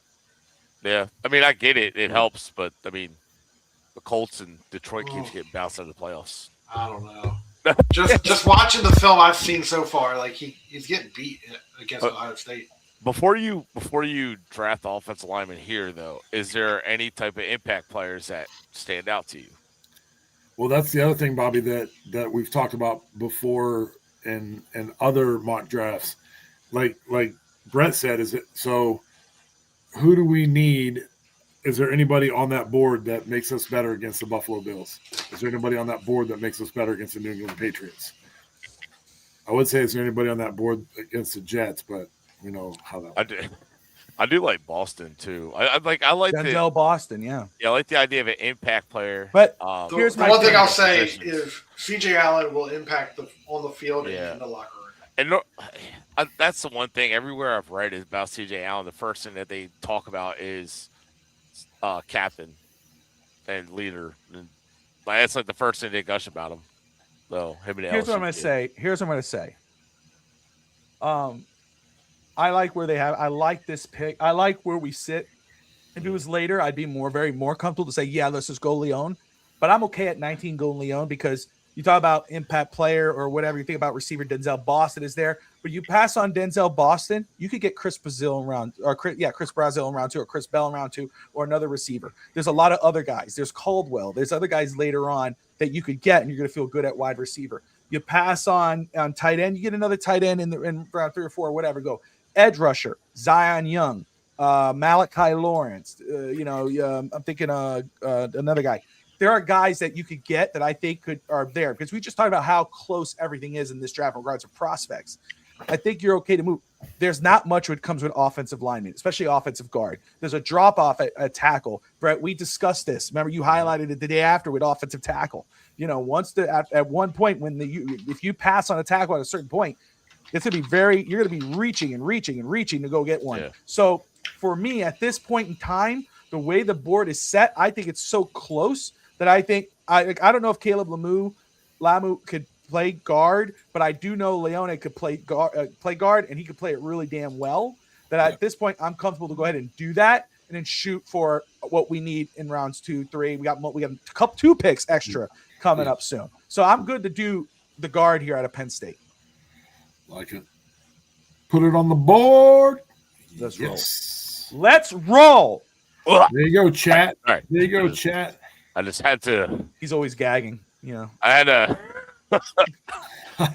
It wasn't a sexy pick for Brett. Finally, I right here. All right, so oh my God, D'Angelo Pons. We don't have to agree. There's Anthony Hill. Anthony Hill comes off the board right before our pick. There, Dylan Thieneman goes off the board. Mason off the board. So Zion Young is still there. Let me tell you something. First off, just want to say, right? We were just talking about impact player. Just want to throw this out here. He's the size. I know we're gonna look at the size and go, ooh, but don't sleep on this kid out of Georgia. Yeah. You talk about a Georgia draft here. Speed. You're talking about what this kid. I mean, my goodness. Look at his 40 time, 4.35. I like him a lot. I don't sleep on him. I know the size is the thing people are going to look at and go, ugh. He plays bigger than his size. He's an exciting player. Josh, don't you think? Oh, yeah. Georgia underutilized him. He can run the route tree. They mainly used him as an underneath guy, but he's dynamic. He would be an instant replacement for, I am losing names. I can see his face. Tyreek Hill. Yes. So, and I will say, though, I'm just throwing that name out there because it's there. I see Chris Brazil. Chris Bell is my guy. I like Chris Bell a lot. 6'1", 6'2". He plays big. He's fast. I love that guy. And these are the main guy I'm going to go for here in a second. But he ran a 4.44. This kid, he reminds me like, I hate player comparisons, so forgive me, but I just the way he plays, kind of Anquan Bolden like. I don't know if that makes any sense, but I really like him. But if I'm going anywhere with this pick, you got Chris Johnson there. I don't know about D'Angelo Pons. I like him, but he's a little smaller. I think I could be convinced. But Zion Young. Okay, we got Chop. We lost Bradley Chubb. We traded away Jalen Phillips. Now he's with Carolina. He signed a big deal with Carolina. Good for him. But we need edge rusher. Edge rusher is another position that could see a drop-off at a certain point. Zion Young is a guy who catches my eye. I like him a lot. He's 6'6", 262. He's massive. Plays massive. It's a playmaker. I would like this pick here. Zion Young here for 43. Josh? Can we say who's been taken so far from our last pick to now? Oh, for sure. Let's see here. 19. So I'll tell you this. I would have liked Falk if he landed to us on our first round pick, which I was hoping he would. He didn't. He scrolled down. Oh, round 3. So Zion makes a lot of sense there. I like that pick. Gives us that physical defensive end that we need. But I'm not going for need, but I mean it falls right into that. So for here, and let me just tell you, if one of these two guys were still on the board, I would have grabbed them. Or like Al Anker is one, but Dylan Thieneman, if he was still there, I would be done. I would be pounding the table. I think those two guys. I would overrule you guys in that point. Dylan Thieneman and Armason Thomas would have been the two I would have ran to the table for. See, so here we go. But anyway, so here we go. Hog Dog is saying Chris Johnson, the corner. I've seen Zion's name popping up there. Again, I'm cool with Zion. I'm cool with Chris Bell. Corner is a need. It is a need. I get it. So I want to be against it, but I'll let you guys, roll out. So, Brett, you're first. What do you think? Where are you leaning here? It's tough because I was looking at Johnson as well. So I was looking at Brazil and I was looking at Bell, but at this point, receiver is kind of like a log jam. I'm not looking at Branch from San Diego State because I know the Packers have had shorter receivers before, like Randall Cobb and Greg Jennings, but I feel like they're going to go bigger and faster, or big and fast. For what's available right now, I feel like Zion Young is probably the best pick. But then the one that's going to, that I would like gut punch myself for taking him over is taking him over Pons. Ooh, I like Pons a lot. He just gets it, man. Coach, you like Pons a lot? And the reason I know he's 5'9", 170. No, go for it, brother. He doesn't fit us. He plays right. He plays much bigger than 5'9". Yeah. Okay. I mean, he made an impact in every one of those playoff games. He did. And he was just locking people down left and right. So let me just so would you two guys right there, and again, this is what's great about a war room. This is what's great about this type of scenario. I'm like, man, his size bothers me a little bit. I'm looking at Zion Young. I'm looking at pass rush, 9 sacks last 2025 with Zion. We do need corner. I do like Tesario Davis, hoping he's in our next couple picks. But if you guys believe in D'Angelo Pons, we could run that route. 69 points for Bam Adebayo with 9 minutes left in the game. Holy crap! Wow. Crap! But I'm doing this with you guys. I can catch the highlights, son of a bitch. But anyway, all right. So, but saying that, is Brazil, Johnson, or Trey I don't know that I love him more than Young, the edge. Yeah, Young would be the one I'd be looking at. You go for Zion. Zion Josh? Young would be the one that I'm probably the one in the area that I'm probably higher on than Pons. Okay. But, well, let me look here because I want to make sure. See, I would have. Julian Neal's still there. Julian Neal could be later. I'm pretty sure Tesario is still there. That's my boy, Tesario Davis. Who I'm sorry, I want to make sure I'm not drafting a damn slot corner this high. Manzano. Well, you're not drafting, brother. No, I'm just playing. I'm just playing. We're all here. I would take Zion Young here. That's my pick. But I'm gonna let you guys convince me. I'll go with where you're going. My thought is like Chris Johnson is. We missed out on Colt. We didn't take Colton Hood. Let's take a quarterback here. Okay. I think Zion Young is one of the best edge rushers in this draft. And he has room to improve. So, and if we can get him at 43. Zion is a solid option. Take Young. What did we take at 11? We traded down from 11 to eventually 19, and we took the guard out of Penn State for Joel. I believe that was right. PFF rates Johnson above Pons. Again, look at the drop-off on edge and corner. So, final ruling. If it's me, I'm ruling with Zion Young here. Josh? I think we all are. Yeah. Zion Young? Let's do it. Yeah. Let's get our edge rusher. Look, it's our tournament, and he went right one pick before us. Damn it! Right pick. Lions. And Brazil and Bell both come off the board. Abney's still there. Abney is still there at Arizona State. Jacob Rodriguez is right there. We didn't get Sony Styles. Rodriguez is right there at 51. Darian Price. I thought we had 50. Maybe we didn't trade for that. Man, I think it was 60. We didn't, yeah. So Gabe Jackus. Gabe Jackus, right? So, but we just took Zion. Quarterback. Get after Josh Allen. And Drake May. So, for me, right now, the way this is playing out, because if Bell was still there, I'd go Bell because I love Bell, and this is an amazing value of Bell. Brazil, obviously. Abney is still there, 5'10", 187. Bernard is still there. I'm just running down names, guys. Don't be freaking out. I know you guys are, no. I know where we're leaning, brother. Okay? We talked about him. All right? And I'm going to be that guy here. You're okay. And I'm always going to be that guy, but can we look at quarterback real quick and see who's on the board? I mean, the second best running back in the draft is available still. This is really cool. This is a really cool thing from them. Look how they do that. That is really neat feature. So quarterback. I think Nussmeyer's on the board. Yes. Drew Allar's on the board. Drew Allar still on the board. Cole Payton.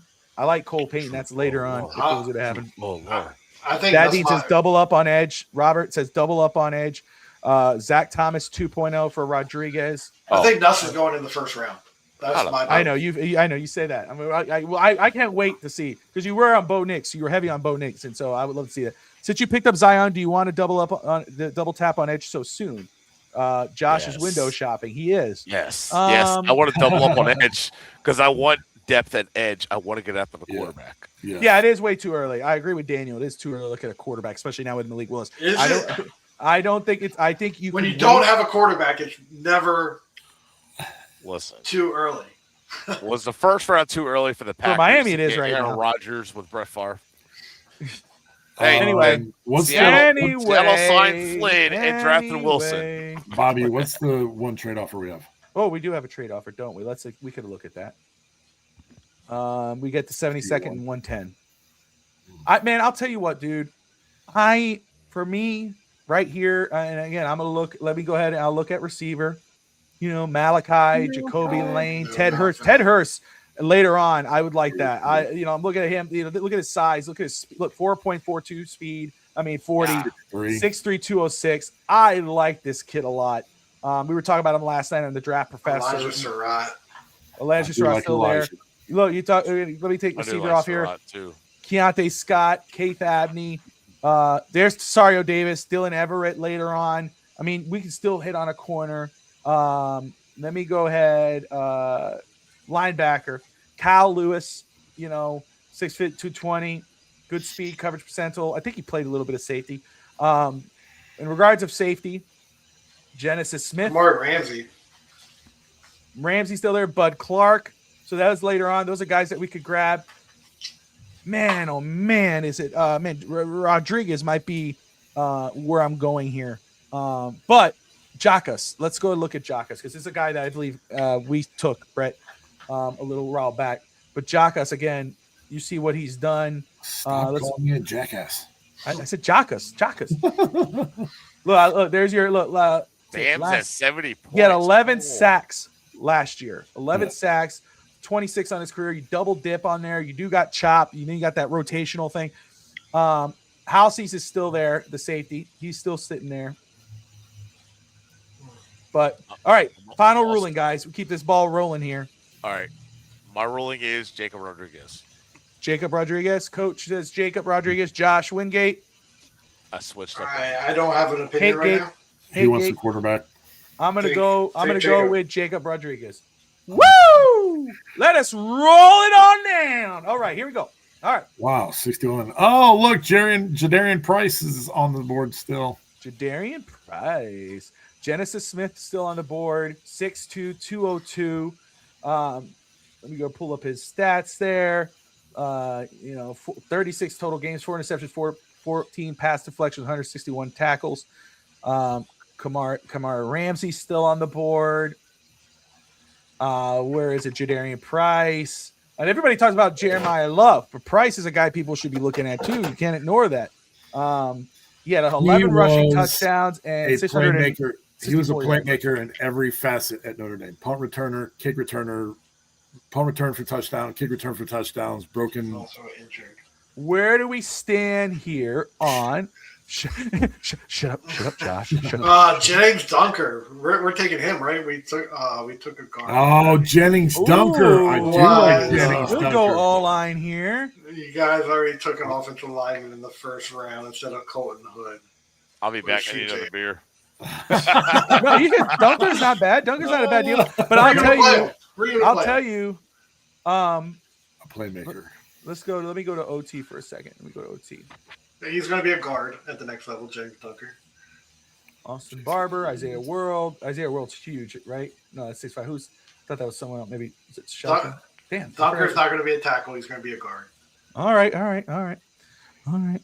Yeah, Dunker would be great to replace a broken Austin Jackson. How we feeling right now about Malachi Fields at this point? No, he ran like a 4.6. I'm cool passing up because again, I'm looking right here. I'm looking here. Jacoby Lane. He didn't play the 4.6, but yeah, that 40 kind of it reminds me of Allen Robinson without the muscle. Yeah. But I love his size. I love what he does on tape. I love how he gets in and out of cuts. How about Davison Egbenson. I'm butchering his name, but Brett. Josh covered him. But what do you think about that? I covered Igbenogson. Yeah, didn't you? Didn't you? I thought you did. Yeah, you spotlighted You him. said it. You said his You name. slacker. So I'm a girl beautiful. dad. We know already, dude. Damn. Shoot. Yeah. Let me pull up. Girl dads, it's costly. It is. Try I have having no money. two. I do. I have to. Boys are are just as expensive. Don't let that that brings fool it you. up. So Everett. You covered Everett. I'm sorry. It was Everett. You covered Everett. Oh, I I was just about to remember. say. Yeah. everybody that comes from Ohio State, though, in the secondary is well coached. They're hands-on. They use their hands well. But Ohio State secondary has been hard to really evaluate with the way they run their system. But he handled himself on the island quite a few times. But the problem, his biggest downfall is he gets very handsy, and he stops his feet and allows players to get by him. So he's going to have to work on his technique, but he's got the tools you're looking for. Wow, 72 points. You guys don't want to take my pick here, so I'm going to stay. What's your pick? Stay away from it. You already know quarterback. It. You Yeah. already know it. Nussmeier. What about tight end? Max Clare. Eli Stowers is still there. Oh no! Wait a second. Hold on a minute. You really like Stowers. And we don't I have to go by love this board, Stowers, dude. Yeah, I think it was that's what I consensus that we all kind of liked. I'll tell you what, Like it. dude. Right here, there's nobody really jumping out at me. I mean, again, I think there's a corner that I saw that I like really later, and this is just the way the board's falling. I don't know, realistically, if they'll really be there. But man, I would take Stowers here. I love Stowers. Yeah. I'd go Stowers. Give me a tight end. I am going to throw in real quick the Igbenogson. Yeah. He ran a 4.45 at 6'2", 190. So his biggest issue is he's going to have to learn technique. Okay. Just ready at 30 penalties. I like him, but I'm not taking 30 penalties. Not a corner. yeah, but if you can coach him though, I mean, all of his was all technique based, and it's Matt Patricia. Well, here's the thing: you just came at us and told us that they're well coached. Bum bum bum. That's why that's why I said they're really hard to evaluate because of what they were coming from, and now what they're running with Matt Patricia.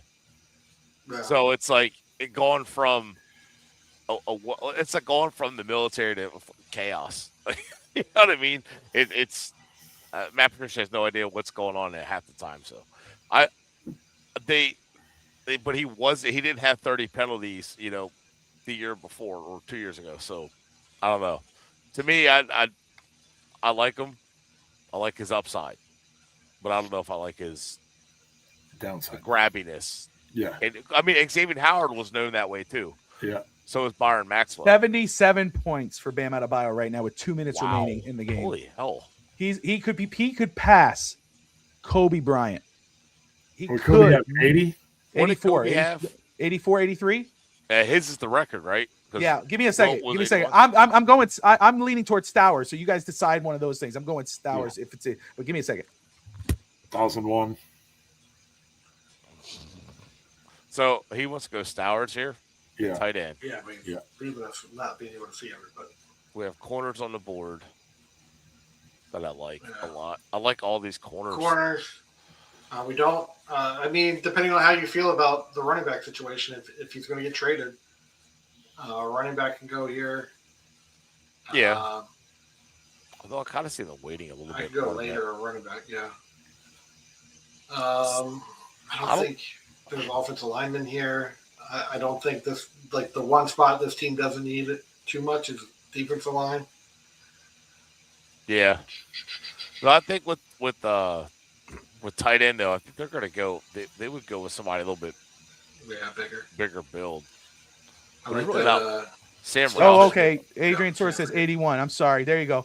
Awesome. So anyway, where are we at, guys? I'm on Stowers. Where are we going? Help me. Dad Dean says Stowers. We were just talking about it because I wasn't a huge fan of taking him there. Who's available at receiver? Wide receiver? Who's available at receiver? Surratt. Surratt's still there. Malachi Fields, man, and he's But kind again, if you're talking about speed, you're talking about Brennan Thompson, right? He's later on. We were talking about Zach Branch earlier. Jacoby Lane got the size 4.47. Again, Deion Burks, another 5'9", 4.3. Ted Hurst, 4.42 at 6'3". I'm okay waiting on receiver. I think when you look at recently, well, I mean, this is a bad comparison, really, but the Bills took tight ends back-to-back years or in the same draft, and that's been Josh Allen, one of Josh Allen's biggest targets. That's because his receivers usually suck. That's true. That is true. Bryce Lance, Daniel. Bryce Lance is another one. They have got that out of jams too, though. But you're right. I mean, they have been his number. Right. And then you saw a drop off when their tight ends went out. Yeah. So yeah, you're absolutely right there. I just want to give them shit about the receiver. I'm going with Stowers here. I'm going Stowers. I don't know. That's right. I'm letting you know. We'll advance it along. That's fine. I don't have to like every pick. Yeah. If it worked for me. Let's see what. It's like scrolling down. I've been ripped off. Well, I was like, you will like every single one. You've taken up too much time. You gave that pick away. There he is. I'm making it a Bobby Jeff Caldwell. Chris That's Greer. another wide receiver you could wait on, But Stowers is a playmaker, man. I mean, trust me, everybody. Pavia. It's Stowers. I like Stowers, and we need a tight end, and we lost. Guys, you need to massage the board more. Need to message the board more, massage the board more. Don't worry, we've been massaging this board all night long. Bryce Lance. Yep. Mark V is right there. There you go. Bryce Lance is a good one too. So here we're at 75. Danny Dennis Sutton. Call it. Who? Danny Dennis Sutton. We're at a triple dog there, triple down on edge rushers. No, we didn't get one. We only got one, remember? No, we got two. No, we only got one, I thought. We got Rodriguez at we got Rodriguez. You're right. I'm so sorry. Yeah, then Danny Dennis. Dennis. Oh, there's no question there. Boy, out of Millsboro. Yeah, I'll do it. Let's do it. So sorry. We got Jacob Rodriguez. Yeah. Plus, there's another Delaware guy on the Dolphins roster now. Okay. All right, 87. We got 87 and 90. Burks is there. Emmett Johnson's getting a lot of recognition. I know he's getting a lot of noise. You got this pick, and then you got a pick and two more picks. Thank you, sir. I do what I can. All right. Right here.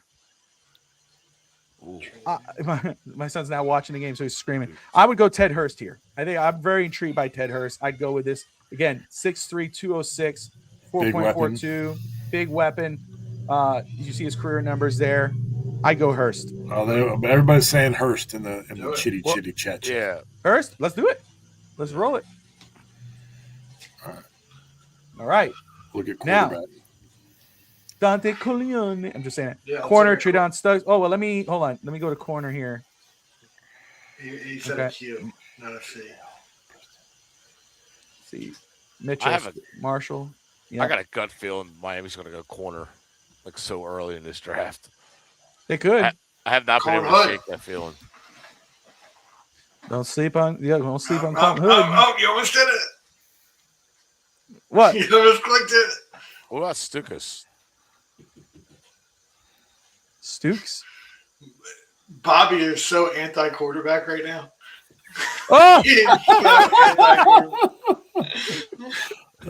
The OT option, Isaiah World is an OT option here.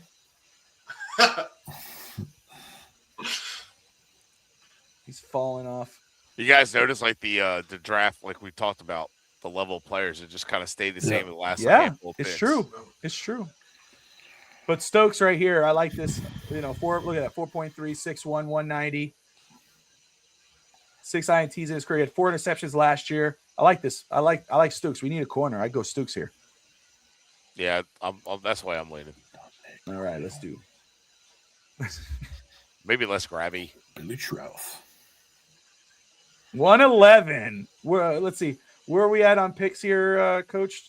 I guess I could look at trade, and I'm only looking at this just to see what we got left. 111, 150, 226. All right, perfect. Mike Washington is there. Yeah. Carson Beck is sitting there. Yeah. No, thank you. Don't take a quarterback. I don't want another Mac Jones. Kalon Okay. Green. Joey Diego Aguilar. Pavia. Diego's there. Pavia's going to go undrafted. Bryce Probably. Lance. Bryce Trey's Lance, brother. man. I like him at 6'3", 434. We talked about him last night. This is a kid, man, that I'd be very interested in. I'd be interested in here. Double dipping at wide receiver, getting speed and size out back there. I'm down with that. You're double dipping into an impact position, premium position. I have no problem with that. There you go. What, Josh? Josh has got something to say. I'm going to make my state for the quarterback. What quarterback here? Taylor Green, Trace guy. You get him on there. I know what I was going to say. What's that? I go ahead, finish. I know exactly where you're going. I don't even know where I'm going with it. But trades guy, they drafted Jordan Love. He was a trades guy. Yeah, I'm cool. If you want to go, I was gonna wait till 150. That was my area where I was gonna grab a late round quarterback. I'm cool waiting, but I mean, if that's where you want to go, we could go. Bryce Lance, it would be my pick though if we weren't going there. I was going Bryce Lance, then QB with this. I thought he was going to say if Tyler Green Green fails, give Josh his quarterback. You also got your wide receiver. Yeah. Man, Green is Willis on steroids. Yeah, he has upside, man, and you get him at a late pick. Like 3 inches. All right, here we go. Brett, Green or Lance with this next pick? Wide receiver or the quarterback? I'll probably go Lance. I'm going to go impact position here. Okay. As much as I would like to go quarterback, I don't know if I'm going wide. Did you say I'm going to go impact position and didn't go with the quarterback position? Coach. Yeah. I like Lance here. I like the wide receiver. Lance. Hey, hit the receiver. And let's just fail the franchise for many more years. Although I would like Taylor Green, but I don't know. Yeah. Let's hope he doesn't get taken. Let's see. Come on. He's To gonna Sarah get taken Davis, right son of a before. bitch. Oh, Drew Alar was still in? Alar went off. I didn't see him there. Wait. I didn't know. There he Alar was is. on the board. I had no idea Laura was still there I had no clue either. because that would have been my pick all day. Wow. Revert, redo. Yeah, I know. I'd have taken him there. I wouldn't even consider Green. We do have does that redo go back a pick? Oh, right. Yeah, no.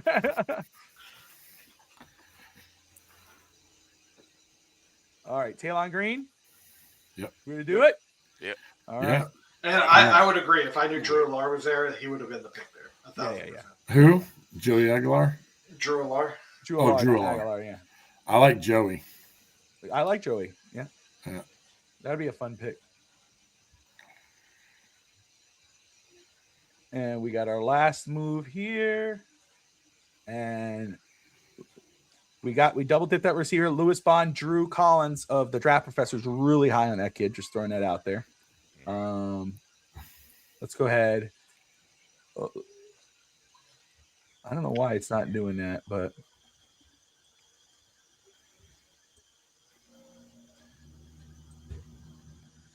if I could try to pull that up, man, I don't know why it's doing that. Whatever. D-line. Bam has 80 points.